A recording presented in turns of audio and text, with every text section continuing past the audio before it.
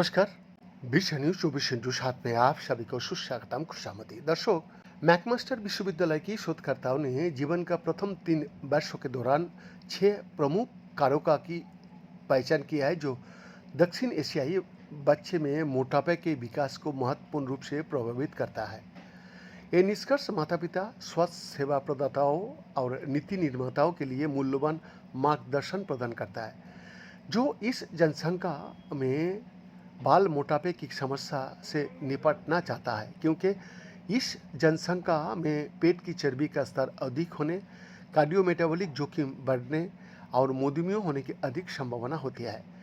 हम जानते हैं कि बाल मोटापे की वर्तमान माप, जैसे कि बॉडी मास इंडेक्स, दक्षिण एशियाई लोगों के लिए तथाकथित पतले मोटे फेनोटाइप का कारण अच्छी तरह से काम नहीं करता। जी हाँ, दक्षिण एशियाई नवजात शिशुओं को कम जन्म के ओजन वाले लेकिन आनुपातिक रूप से अधिक शारीरिक वसा या केंद्रीय मोटापा के रूप में पहचाना जाता है, और ये पैटर्न चौथी पीढ़ी की प्रवासी आबादी में बना रहता है।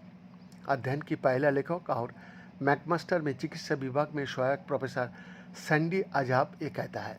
अजाब कहता है, अधिकांश अध्ययन समय के विशिष्ट बिंदुओं पर ध्यान केंद्रित करता है और इनमें अधिकतर श्वेत यूरोपीय परिवार शामिल होता है, जिससे विभिन्न जातीय समूहों पर अधिक शोध की आवश्यकता पर बल मिलता है तथा एक समय के बजाय बच्चे के प्रारंभिक वर्षों में मोटापे पर नज़र रखने की आवश्यकता हो।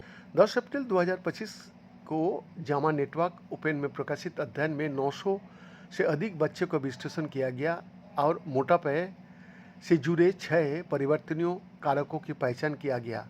मातृ कारकों में शामिल है गर्भावस्था से पहले मोटापा, गर्भावस्था के दौरान ओजन बढ़ना, गर्भावस्था के दौरान और उसके आसपास स्वास्थ्य के प्रति जागरूक आहार, जिसमें मुर्गी, अंडे, फल, सब्जियां, समुद्री भोजन और परिष्कृत अनाज शामिल है।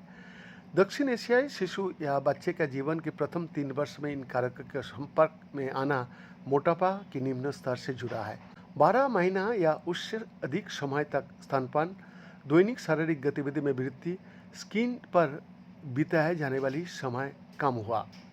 कनाडा और यूनाइटेड किंगडम में 3171 बच्चे के 3 समूहों में परीक्षण किया गया। इन कारकों की संख्या और बचपन में मोटापा के बीच एक सीधा संबंध पाया गया, जिसमें दक्षिण एशियाई और श्वेत यूरोपीय बच्चे दोनों शामिल थे।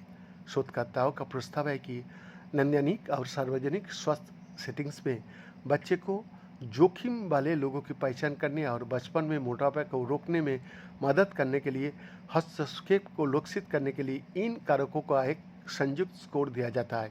अध्ययन से पता चलता है कि लक्षित हस्तक्षेप और नीतियाँ, जैसे कि सब्सिडी वाले मातृ पोषण कार्यक्रम और स्तन पंपिंग उपकरण तक पहुँच, स्वस्थ जीवन पथ का समर्थन कर सकती है। बीएन का एक्सक्लूसिव रिपोर्ट, विश्व न्यूज 24/7 रांची।